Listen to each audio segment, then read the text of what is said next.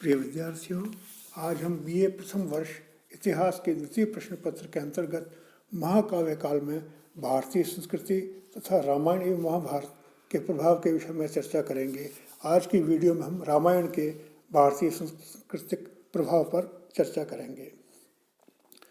पौराणिक मान्यताओं के अनुसार भगवान राम का जन्म त्रेता युग में हुआ था। हिंदू मान्यता के अनुसार त्रेता युग की कुल अवधि 12,96,000 वर्ष थी। इस युग में भगवान विष्णु के 3 अवतार वामन, परशुराम एवं श्री राम हुए। इनमें से राम तीसरे थे, जो कि विष्णु के 7वें अवतार थे। इनके बाद द्वापर युग आया। इसकी अवधि 8,64,000 वर्ष थी। द्वापर युग के बाद ईसा पूर्व 3102 में कलयुग आरंभ हुआ। यदि हम भगवान श्री राम को त्रेता के अंतिम खंड में माना जाए तो उनका जन्म आज से कम 8,69,119 वर्ष पूर्व हुआ। वैज्ञानिक इस तथ्य को स्वीकार नहीं करते क्योंकि तब तक धरती पर मानव सभ्यता विकसित नहीं हुई थी। कतिपय वैज्ञानिक शोधों के अनुसार भगवान राम का जन्म आज से 5,114 ईसा पूर्व अर्थात आज से 7,133 वर्ष पूर्व हुआ। पश्चिमी वैज्ञानिकों द्वारा रामेश्वरम और श्रीलंका के बीच स्थित राम सेतु को कार्बन डेटिंग के आधार पर 7,000 वर्ष पुराना आकलित किया गया है। रामायण के रचनाकार वाल्मीकि थे। रामायण विश्व का प्रथम लिखित काव्य था, इसलिए उसको आदि काव्य कहा जाता है और उसके रचयिता को आदि कवि भी कहा जाता है। वाल्मीकि के रामायण में 7 कांड और 24,000 श्लोक हैं। रामायण की कथा सर्वविदित है। यह धर्म पर चलने और धर्म के द्वारा अधर्म पर विजय की कथा है। संक्षेप में यह कथा इस प्रकार है कि अयोध्या के इक्ष्वाकुवंशी राजा दशरथ की 3 रानियां कौशल्या, सुमित्रा, कैकेयी थीं। उनके 4 पुत्र राम, लक्ष्मण, भरत, शत्रुघ्न हुए। जब राजा ने राम का विवाह विदेहराज जनक की पुत्री सीता के साथ धनुष यज्ञ के अंदर सफलता के बाद हुआ, और तो उनके 3 भाइयों के विवाह भी उनकी 3 बहनों के साथ राजा दशरथ की स्वीकृति से कर दिए गए। जब राजा ने अपने ज्येष्ठ पुत्र राम को राज्य देकर संसार से निवृत्त होना चाहा, तब कैकेयी ने राजा दशरथ से 2 वर मांगे, अपने पुत्र भरत के लिए अयोध्या का राज्य और कौशल्या पुत्र राम को 14 वर्ष का वनवास। राम पिता का वचन पालन करने हेतु अपने भाई और पत्नी के साथ वन में चले गए। इधर दशरथ का देहांत हो गया और भरत ने राज्य को स्वीकार नहीं किया। उन्होंने राम को लौटाने का पुनः प्रयास किया, लेकिन राम वचनबद्ध थे।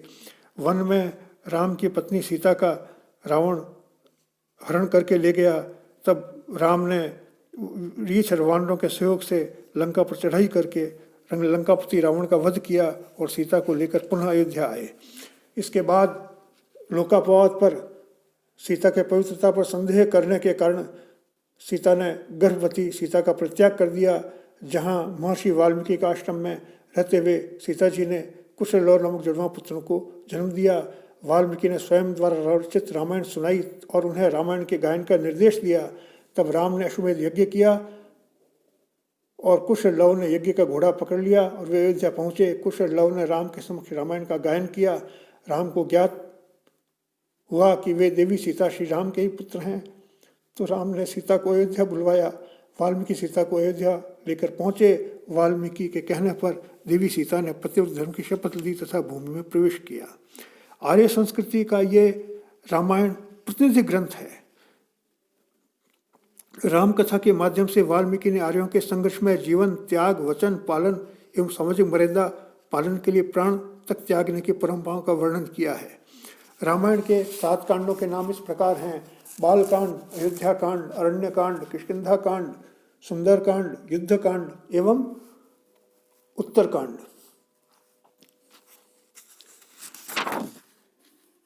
वाल्मीकि ने आर्य संस्कृति के प्रतिनिधि की मर्यादा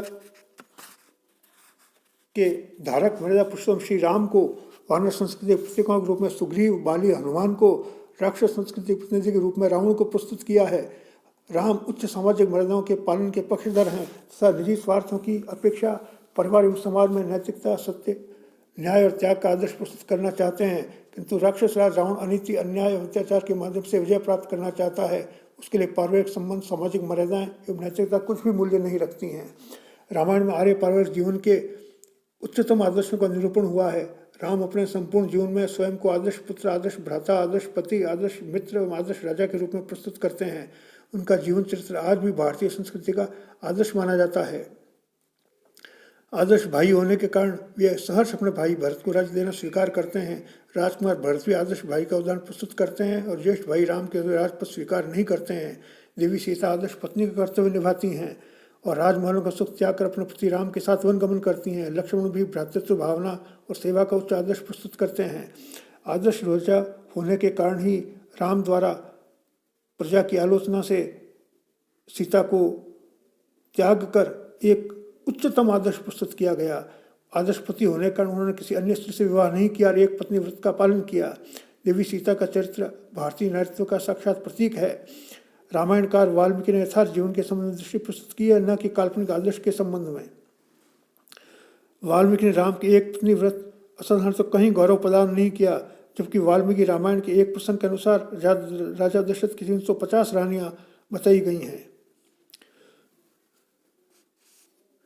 वाल्मीकि ने अपने महाकाव्य के नायक राम को महापुरुष ही रहने दिया, उन्हें अवतार घोषित नहीं किया, जबकि 16वीं सदी के कवि तुलसीदास ने राम को विष्णु का अवतार बनाकर शील, सौंदर्य, शक्ति का चरम प्रस्तुत किया।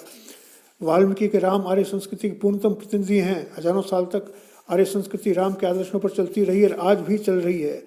रामायण में धर्म एवं नैतिकता का मूर्त रूप प्रस्तुत होता है। मनुष्य मानवीय दुर्बलताओं से ग्रस्त होता है, परंतु वाल्मीकि के राम जिन गुणों का उल्लेख वाल्मीकि राम के लिए करते हैं वे गुण साधारण व्यक्ति में नहीं हो सकते। राम में पिता के प्रति आज्ञाकारिता, छोटे भाइयों के प्रति वात्सल्य, गुरुओं के प्रति आदर, पत्नी के प्रति अनुराग, मित्रों के प्रति सख्य भाव, राज्य तथा ऐश्वर्य के प्रति अनासक्ति और रावण जैसे दुष्ट के प्रति पराक्रम के गुण बताए गए हैं। वाल्मीकि ने राम के भीतर सहजता, कोमलता, अनुकंपा, शास्त्र ज्ञान, सौम्यता तथा जितेंद्रियता के गुणों को भी दर्शाया गया है। आदर्श स्त्री के रूप में सीता का चित्रण किया गया, वो भारतीय नारी का आज भी आदर्श कहलाती हैं। रामायण के सांस्कृतिक महत्व के अंतर्गत रामायण संस्कृत भाषा का ही नहीं, विश्व की किसी भी भाषा का पहला महाकाव्य है। साहित्य दृष्टि से रामायण एक अनुपम ग्रंथ है। भाव, भाषा और कथा तीनों स्तर पर रामायण विलक्षण ग्रंथ है।